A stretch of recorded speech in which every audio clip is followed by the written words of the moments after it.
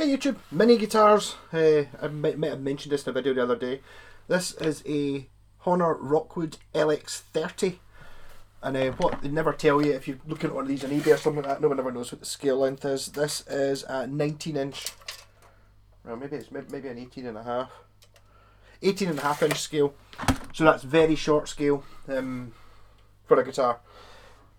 So it's basically a sort of mini Strat shape. It's very heavy. I imagine it's probably plywood, and that's probably why it's so heavy, but when it weighs the same as a normal guitar, even though it's much smaller. Yeah.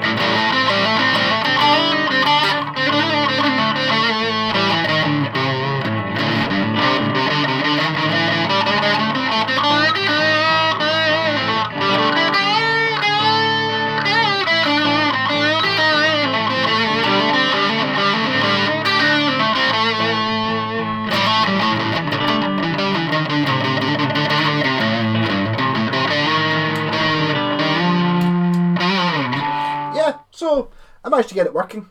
So as a kid's guitar or something like that, I mean, it can be made to play okay. There's a few things you have to do to make it play okay. I mean, this one, it's not new, but the faults I had with it were obviously there from when it was new. So whoever had this guitar first, this is just in, my pal bought it for his kid, off Gumtree or eBay or something like that. But from the factory, this came with, I had to work on the frets. I had to take down, there was a good, so I can sort of see which ones are 1, 2, 3, 4, 5, 6 frets that were miles high. So basically nothing played. It was just a buzz fest on every string. Which is, it's always a bit difficult when you've got like a short scale guitar as well. Also I had to cut the nut down a good bit because everything's so much smaller, your tolerances are much lower, so you have to have a much better cut nut, and you have to have much more level frets to make the thing play to start with. And on this as well, I put 12s on it, so if you're talking about a guitar this scale in standard tuning, you need 12s really to make it. If you put 10s on it, it just like the tension's too loose and it will not hold tuning. It's like, you know, you can tune all the strings so they're all running fine on the tuner, and as soon as you hold down any chords, it's just horrendous.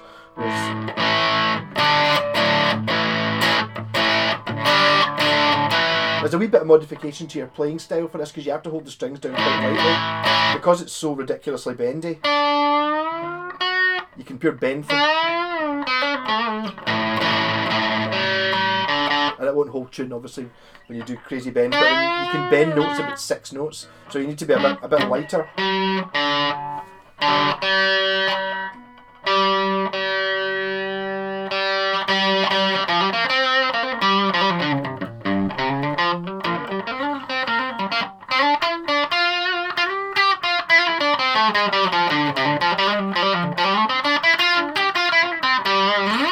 So if you can fix guitars yourself, as in do a bit of fretwork, bit of nutwork, and such things, then yes, buy one of these for your kids to learn to play guitar. It can be made into, you know, it is possible to learn on this. If you can't do that, or you don't have a pal who will do it for you for free, I would buy the other guitar which I did a review of yesterday, the Epiphone, what's it called? Express.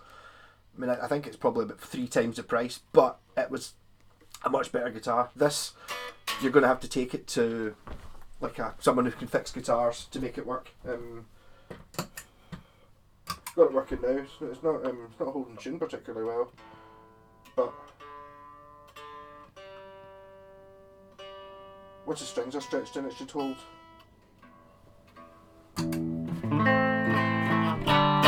You've just got one single coil pickup, so you have to kind of, if you want, it's a bit harsh when it's on full. Just turn it in a wee bit.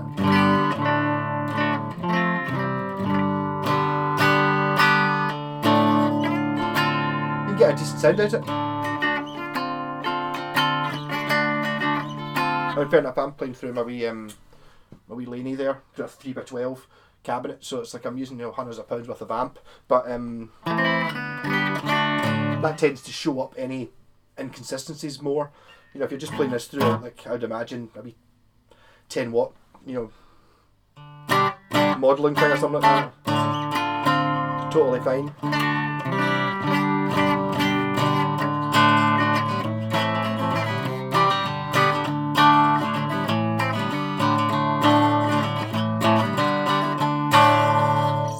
So yes, this could be a decent guitar. If you're looking this up, I don't know if there's any other videos on YouTube for it, but I'm just doing this for documenting guitars that no one else ever does things for.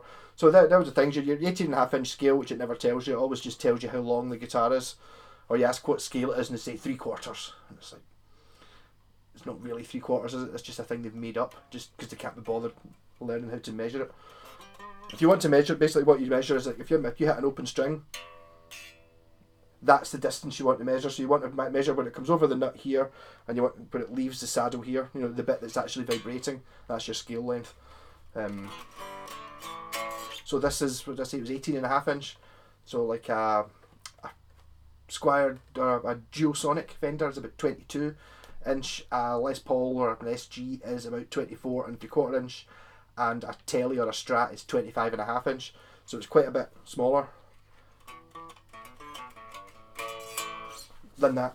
So yep, rocking little guitar, and if you can fix it up, or if you get a shot of actually trying to play one, you might be able to get one that actually has been set up properly. I mean, the danger with these sort of things is, you know, with your sort of entry level cheap guitars, the plan is, you know, it comes out the factory, it goes to a guitar shop, the guitar shop messes about with it, makes it work, and then they sell it. Whereas what actually happens is it comes in from the factory, and then they go, here you go, here it is in a box, and it's like, it's never really been finished. You know, the high frets and stuff, that didn't happen over time, they were just badly put in.